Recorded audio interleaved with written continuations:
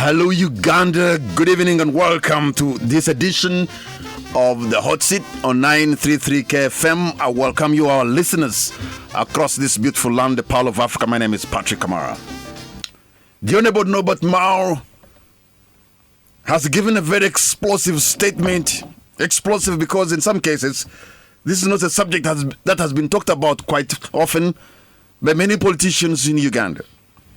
He's a serving member of the NRM government in the cabinet of the NRM, even though he's the President General of the Democratic Party. When he had a memorandum of understanding with the NRM's chairman, Yoweri Museveni, to serve in his government as a minister, that caused a lot of controversy. But it appears Norbert has not lost his shine.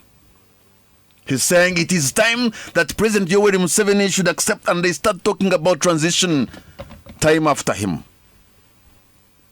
And that is our story tonight, and that is our topic of discussion.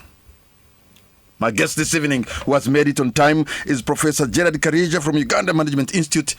Professor Karyeija, should I also add the Salongo name? Because now you come with another name. You are Salongo. Congratulations, by the way. Thank you. Pleasure is mine, and glory to God. Thank you so much for joining us, Salongo, Professor Gerald Karyeija.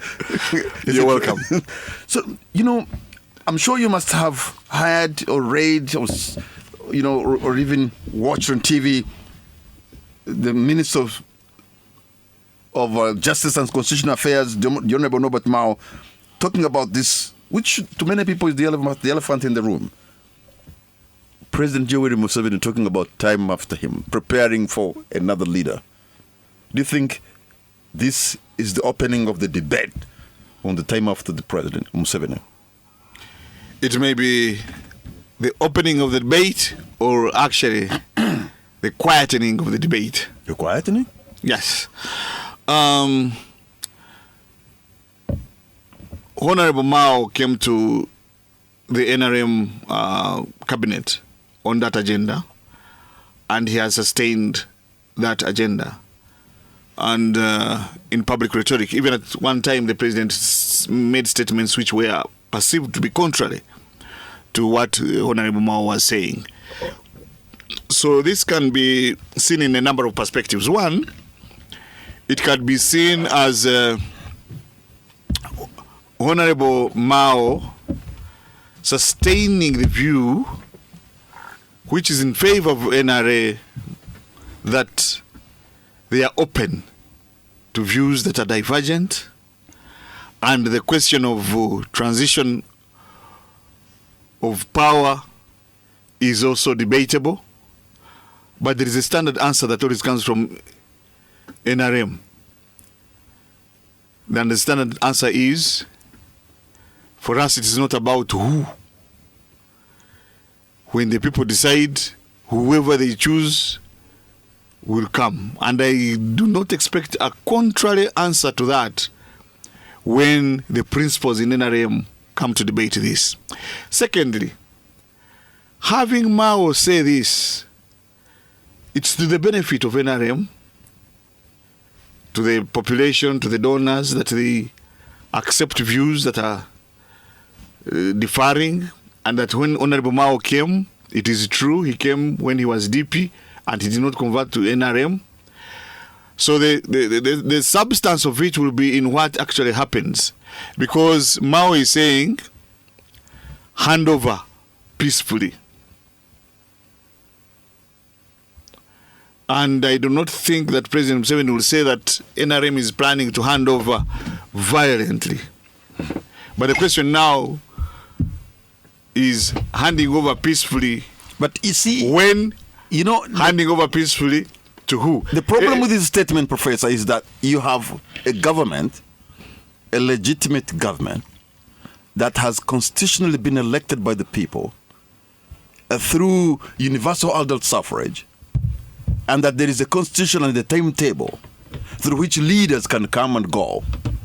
So they'll say, Honorable Namao, you're out of order, because here we are following a constitutional order to do things how they're supposed to be.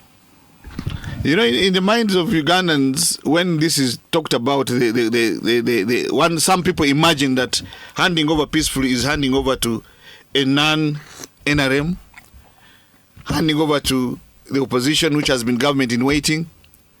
But to others, it is to anybody else other than President Museveni or those that believe with him and think like him.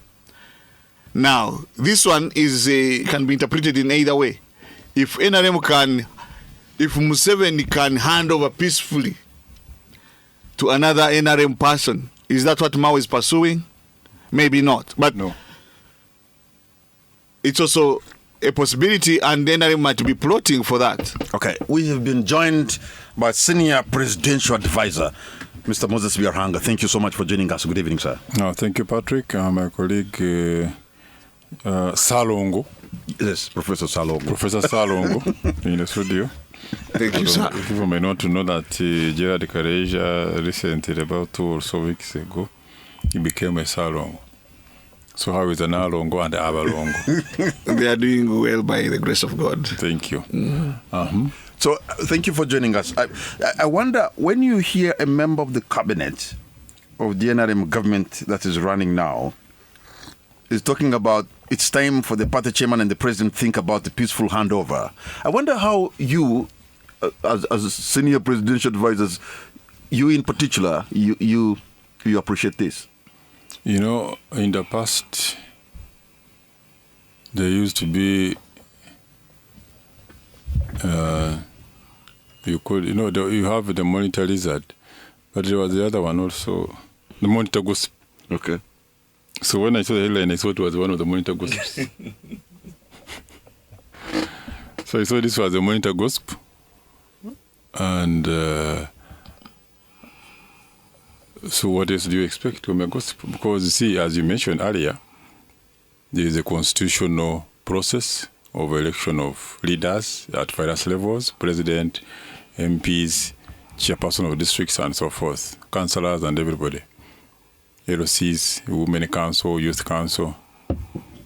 There are laws governing those elections. The elections are organized by the Electoral Commission. So when somebody comes and says, President Museveni hand over power, we're not in election time. Definitely, within the national constitution, if the next election will be 2026, probably January, according to the constitution. So, there will be handover. Now, there will be an election. A new government will be sworn in on the 12th of May 2026. Now, whether it will be President Museveni or another person, that's for Ugandans to decide at that time. But as of now, we cannot hand over power because it's not a time to do so. There's no election and so forth. And Mao knows that very well. So, but such a kind of talk, that's what has been happening in the opposition, handover, blah, blah, handover to who? And in the full settlement, I think he says, in the summary, which is here in the headline of the Monitor, it says that Mao says presiding over a peaceful transfer of power is the biggest honor President Museveni and his NRM government can accord Ugandans. That is what you put in the Monitor. Now, he basically is saying President Museveni and NRM should hand over to another group, not NRM. He doesn't envision that NRM can have another candidate who is not Museveni, and that candidate wins, and Museveni hands over to him or her. That one is not in his mind. His mind is, you NRM, you are like transition, hand over to us, either DP or FDC or somebody else. That doesn't work that way. Let me ask you, in the circles of NRM, at a level of senior presidential advisor, is this something you have reached a level of discussing, that you have somebody who's been running the country for 40 years? Well, probably he's 80 years now, he's only human, and maybe you're beginning to think about who else is going to carry the baton. That has not been discussed. Isn't it time you discussed this? No. You see, we are not short of candidates within NRM. But every time when election time comes, we see among ourselves and we say who is best and we front that one. So that time will come and we shall give you a candidate. So for you, you are particularizing it. But time will come, we say, Kamara is the best candidate for us. If Kamara joins NRM, we could front you. You never know. Professor Karyeija, you're trying to mobilize me on radio. Professor Karyeija, isn't it time really for the NRM leaders, the top echelons, to be now having this discussion that Norbert Mao has talked about? Despite of the fact that we have a constitution and a timetable through which leaders come and go. But isn't it time when you have somebody who has been leading for 80 years, for 40 years, but also maybe he's into his 80s, a person who said around that age really that as a human being you're done? I think this conversation is always there.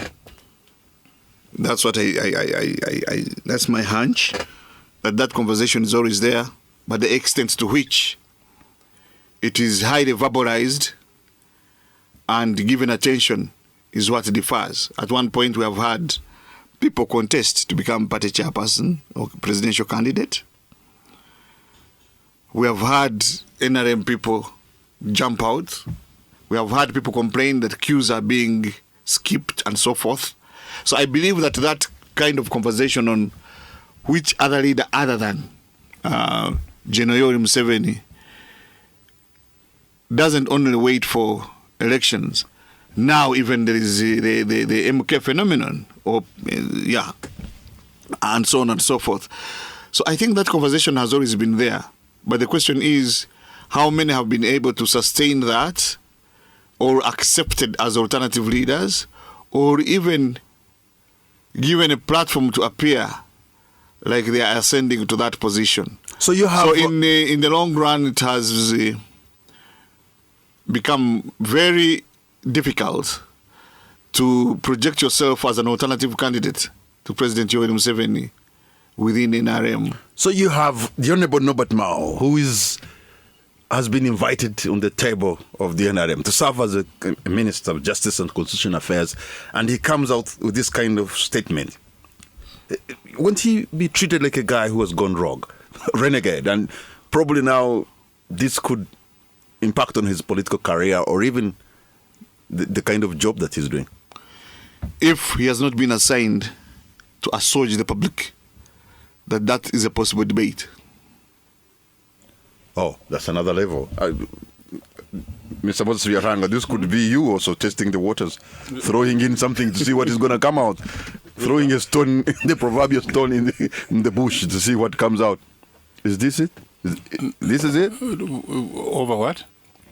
We are saying that there could be a possibility that what Mao is saying, it doesn't has been hatched in Entebbe. Has been hatched by political strategists. No, that's not true. You see, the Maos have remained in their cocoon of transition. I don't know. Last year we were in the UNA conference in Dallas, USA. And he mentioned saying that we need time for transition. I said, no, Mr. Minister, that's not true. That was solved by the 1995 Constitution. The transition is very clear. I mean, we had it from 86 to 96. Yes, that was the transition. That's why we had first to work out a new constitution, how elections are governed, blah, blah, blah, blah. At the moment the 95 Constitution came into force, transition ended. But some people still talk about it now. We need transition. We need this and this. Transition, the constitution is very clear. Every 5 years, elections. Now, when you elect a new person, that's it. Even these things of term limit, age limits, there were some, like for instance, term limit. I remember doing that debate. I remember used to tell the people that in Europe, for instance, we look at Europe as one of the continents who are under democracy. There's no term limits in Europe. Even in America, where it is, it was brought in the original constitution, it wasn't there.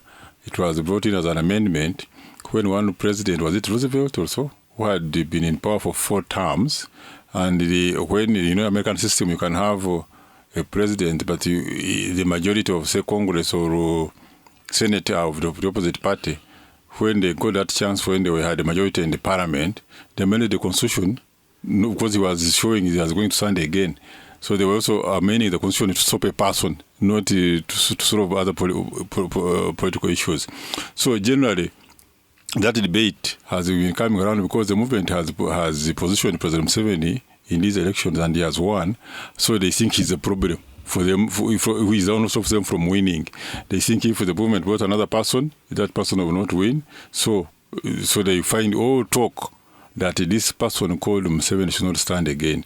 And I really repeated them because I don't know how if they are doing any better, because the best had stood 4 times. It also didn't seem to have candidates.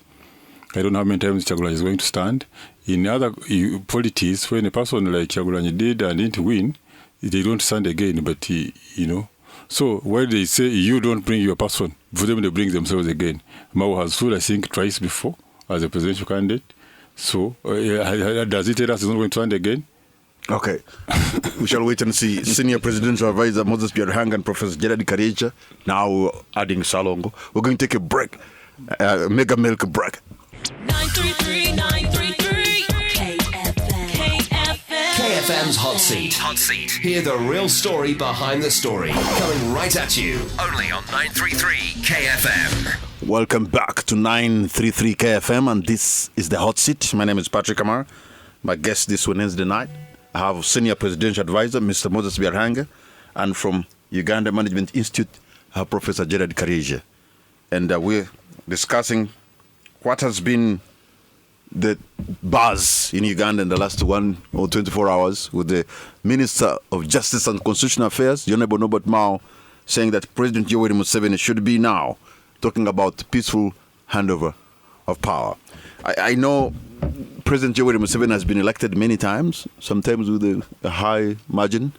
But Professor Karyeija, is Uganda likely to be any different from other countries where we have seen leaders in power for quite some time, for decades, and when they exit, the exit is normally not very good? How do we avoid a Libya, an Egypt, a Sudan, things like that? How do we avoid? Because we even have seen even those leaders actually scoring in the 90s in terms of electability. Yeah. I think that, of course, one of the issues that Ugandans are thinking through is a post-Museveni era. Whether it is with an NRM candidate or an opposition candidate, to what extent are Ugandans going to, one, manage that change over from President Museveni, the person, to another person, and two, will there be a possibility that NRM will be ejected out of power and not lose an election or not be considered to have lost an election?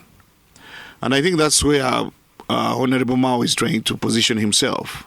That, look here, I'm in NRM, but I'm not of NRM.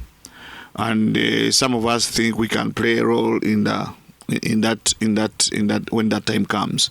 But going specifically to your question, I think it is important that we do what is a political negotiation. One is to minimize polarization. And I think NRM is trying to do that. That's why it brings the Maos on board, the UPCs on board, to fuse us against them. To the extent that polarization, you find even NRM is being accused, whether falsely or rightfully, for creating polarization even within opposition political parties. Because as a political tool, when there is a strong polarization, it leads to such destruction.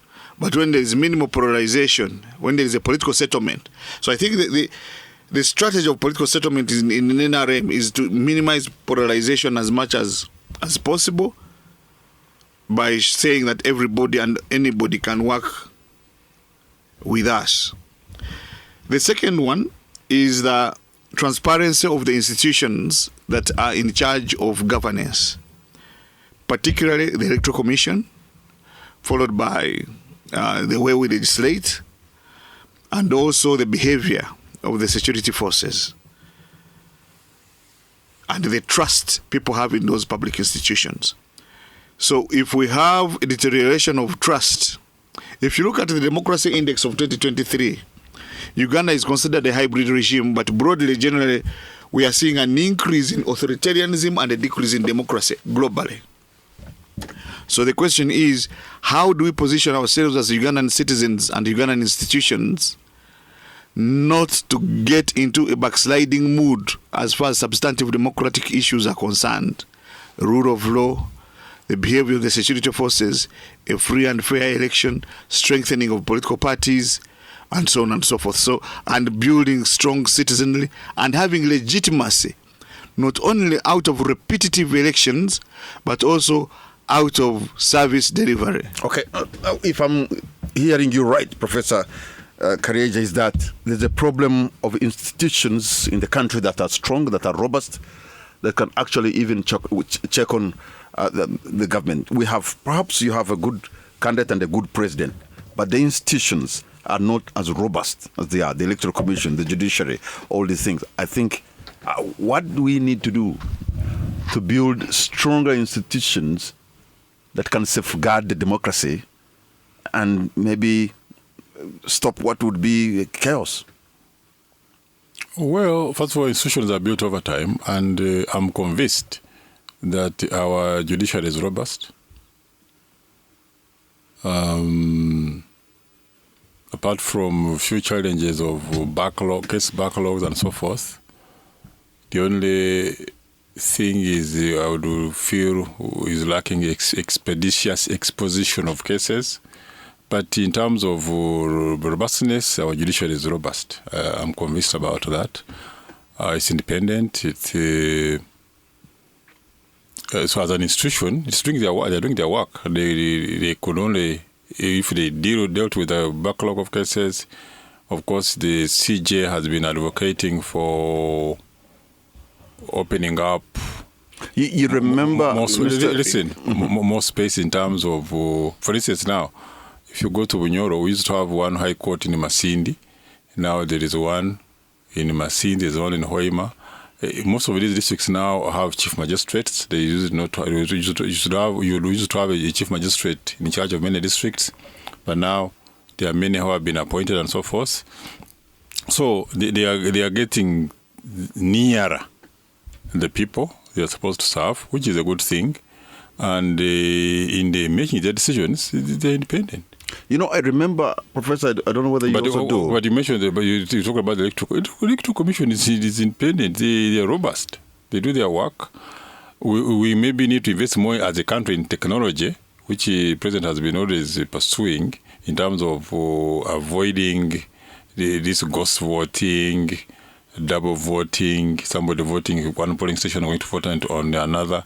That could be solved by technology. If I come, put in my fingerprint, okay, my biodata, including a fingerprint, so I can't vote anywhere else, or nobody can vote in my name.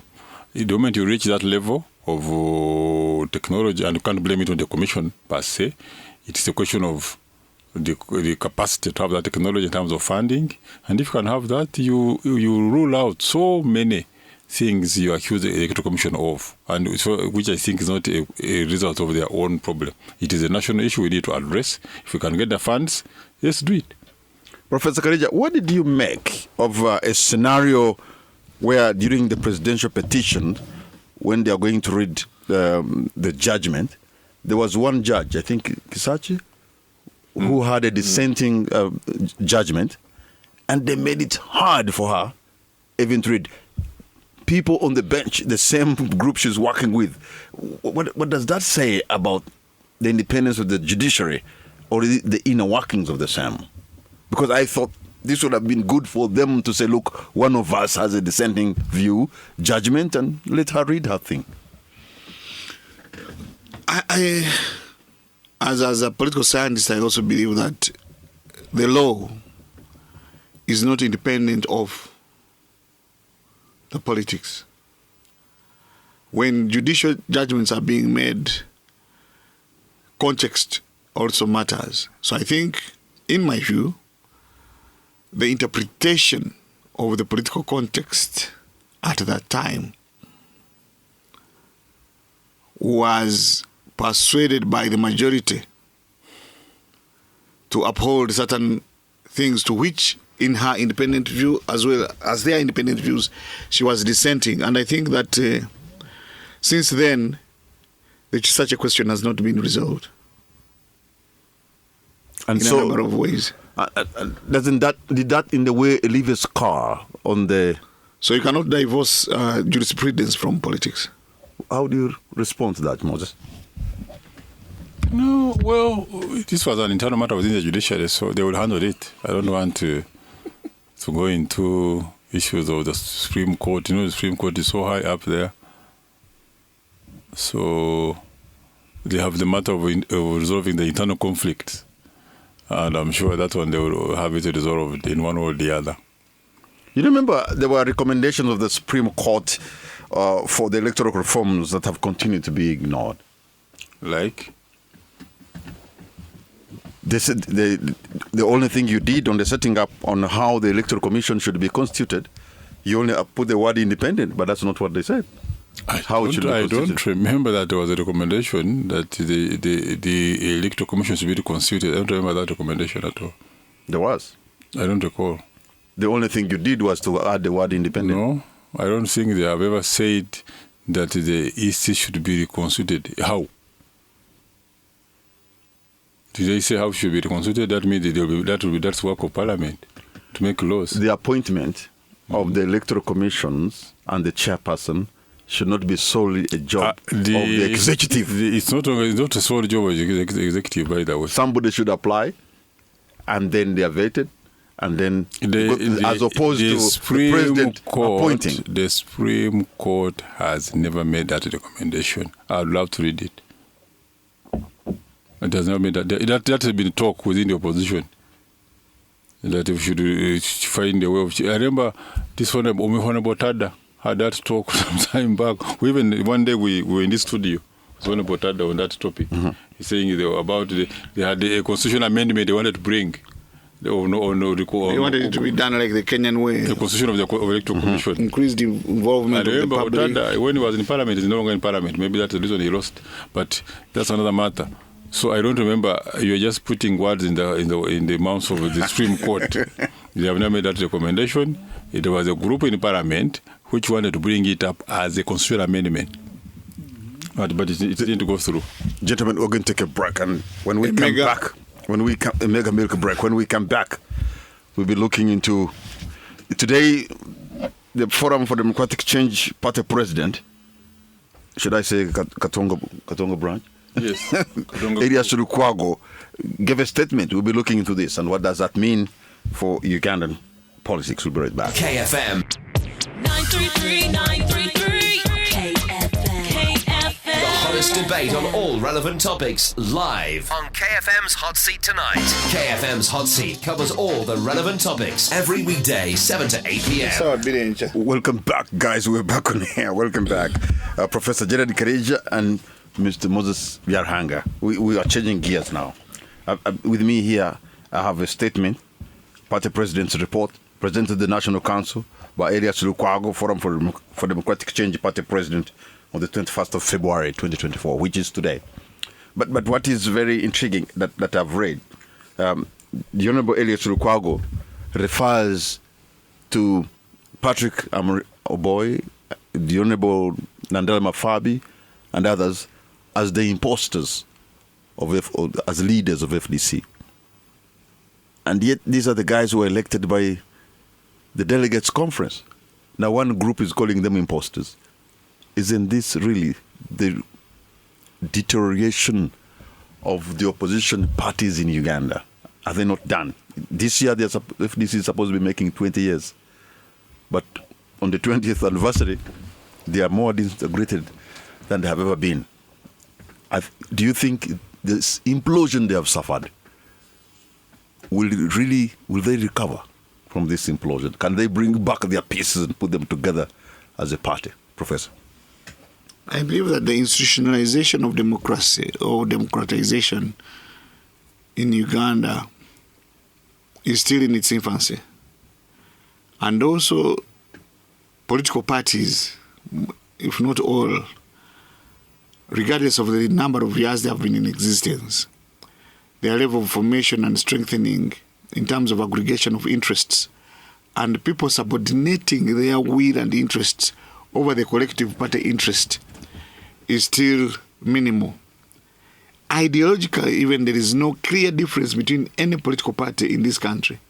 So if you do an anatomy of a political party, we almost have no political party in existence.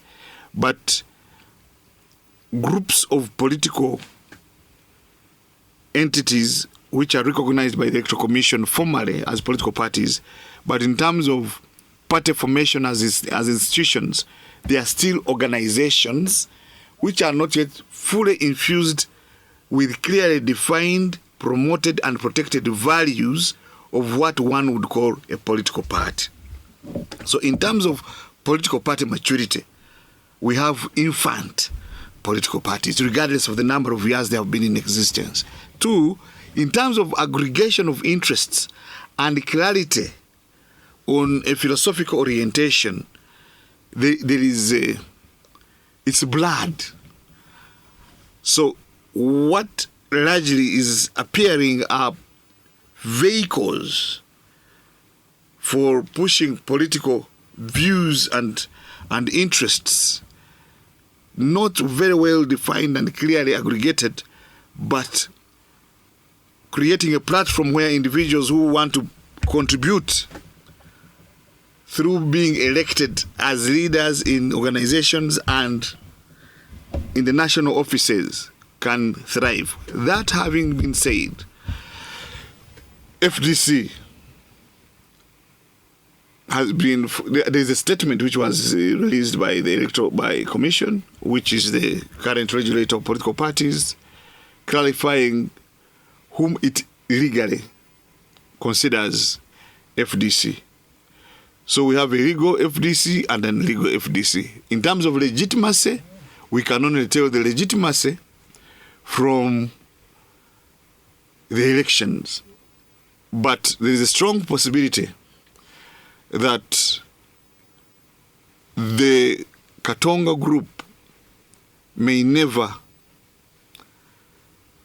reconcile or capture Najana Nkumbi, but whether Najana Nkumbi or Katonga is stronger can only be seen in the number of elected leaders at all levels emerge, or a presidential candidate and how they will perform, or the formation of any new other political outfit that can compete for power and hopefully wrestle it from the NRM. So, Mr. Moses Byaruhanga, are you in this mood of when the enemies, your enemies, political enemies, are making mistakes, you don't want to interrupt?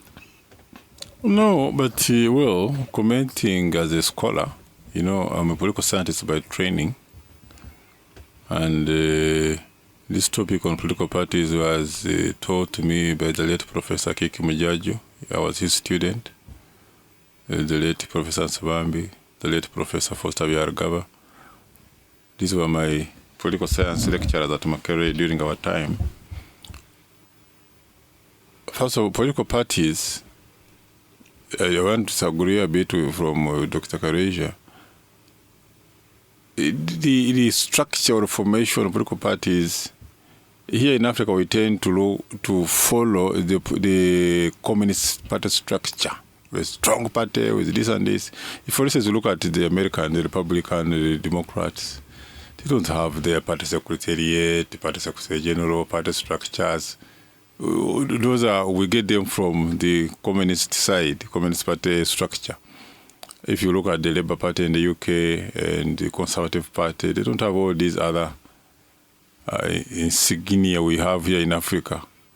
And if we don't get it, then we say the parties are not well formalized or formed. But that on the side, now, if you come talk about the FDC, Katonga, and Najana Nkumbi, I find it a pity that Honorable Kwago is saying that the other ones are imposters. As you mentioned, at least I know for a fact that POA and the Mafawi group, they were elected by the National Conference of the party. I don't know. I have not studied their constitution so well, but how do you remove a party leader who is elected by the conference? If it was NRA, maybe you would go through disciplinary committee and the accusations are put against you and the committee sits and hears your case, and then they find it, you should be able to leave office. So, but from what I read in the papers, how the Katonga group came on board, surely, for me, they're like the one who are impositioning themselves on the leadership. But then that they have matter to sort, who is genuine and who is not genuine. And now, as Dr. Karyeija is saying, by the time we go for national elections, if they don't sort out their matter, the issue now will be who will the EC accept or receive as an FDC candidate. Because you're supposed to be endorsed by your party. Now, supposing Najana Kumbi endorses Mukasa for a constituency and Katonga endorses Byaruhanga for the same constituency, now whom does the EC recognize as a candidate of FDC? I see them going for litigation, and then the courts first decide on who it is. But now, among the proposals today, or the EC fails to nominate. Among the proposals today by Chairman Ambassador Wasabedigwa is to change the name of the party from Forum for Democratic Change to Front for Democratic Change. Does that mean Katonga is giving way? Because if they're proposing to change the name, Professor. That's what I'm already saying. That's what I'm going to talk about. If now the EC cannot recognize, for them they know the Najanakumbi group. Now, unless you have another election carried out and new leaders are elected, not just appointed at Katonga, the EC will recognize the other group. So this really, Professor, they are really in a mess, because here, this is the time when the electoral roadmap has been rolled out, and one of the major parties, perhaps the major party of 20 years now in existence, is so wobbly and with internal squabbles, internal fight. What a very bad timing for them to have this, even though such disagreements can help in building the party. I just want to repeat what I said earlier. Although Moses says that he disagrees with me, he actually agrees with me. Because I didn't talk about structures, I just talked about values and also aggregation of interests. I still reiterate that there is no clarity on aggregation of interests, and there is no organization, in my view, that has fully infused democratic values of multipartism to claim to be a party of mature stage.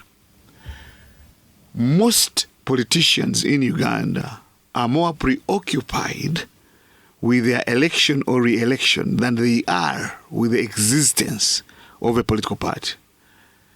They will put on any color, to be re-elected, move in any boat, abandon any ship, put on the latest coat for as long as it delivers them the constituency they want to contest for. Most politicians pursue that. I wrote a paper on the increase of independence. Many people from different political parties, when they lose in the primaries, because they have not been infused to define, protect, and promote the values of party politics, will find every excuse and reason to become independent. But because they find that relating with a particular political party, they'll still say, I'm independent but aligned to. Independent but leaning to. So I don't know whether we need to redefine our understanding of multi-party politics and have the Ugandan or we need to decolonize democratization as a concept and then accept that this is our construction of democracy. But for as long as we keep looking at it from what is universal, then we find that there is a lot of democratic pretense. Okay. Gentlemen, we're going to take a break, and the hot seat will be right back. 933 KFM. KFM's Hot Seat. Hot Seat. Hear the real story behind the story. Coming right at you. Only on 933 KFM. Welcome back.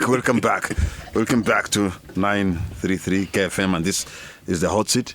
My name is Patrick Kamara. My guest tonight, Mr. Moses Byaruhanga, Senior Presidential Advisor, and Professor Gerald Karyeija from Uganda Management Institute. You know, what do you make if FDC changes the front for democratic change and forum for democratic change? No. The initials will remain FDC. Wait. It's not FDC changing. If one group becomes, yeah, you're right. If one group, if the Katonga group becomes front for democratic change and the other remains forum, so the initials will be, of course, FDC. Is that acceptable? I'm not a lawyer, but I don't see, personally, I wouldn't see EC accepting that, but I don't know. Because the initials will be the same and it will be confusing to a voter. So, what do you think is likely to face a new party that comes on? If it Front for Democratic Change becomes the splinter group, but remember they are going with the patriarch of the party. And all these, today when they met at Katonga, they had about 9 MPs. You had Semuju, they had Mwijuche, they had the Honorable Nicholas Kamara, they had Timothy Batur, Elder Kiza Besje was there, Salam Musumbra, and the Birigwa. These are the top honchos of FDC. So you could say, in terms of people with high name recognition, Katonga seems to be winning. Professor. But before Professor, you said there are 9 MPs. Yes. How many FDC MPs are there in Parliament? I'm sure there are more than 9. Yeah. So where were the others? So if I'm sure, and the 9 is less than half of the MPs they have in Parliament, meaning of the MPs they have in Parliament as FDC, they are less. So if the others will belong to the other side, then the other side is bigger at that level. Yeah, my hunch is that the split is real, and now it is clear with demarcations, and there is a likelihood that a new formation will come up, and it will attract not only people who are running away from, or the splinter group from FDC, whatever we want to call it, but it also galvanize other politicians from different groups, and it will pursue its own agenda with its presidential candidate and other candidates at the lower levels. But the unfortunate part for the opposition is that the smaller the better. The fewer the political parties, the better. The more the political parties, the more the fragmentation of the opposition, the less its ability to win a presidential election, and also the less its opportunity to win many parliamentary seats, and the more it gives attention and traction to the NRM and its formations, including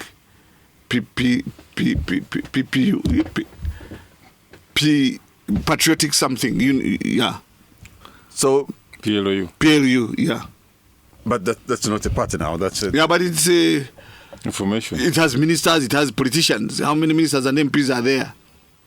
Now, if in the grand scheme of things, that the forces of change want to have a coalition to take on the NRM juggernaut, will there be a coalition when the parties are this divided?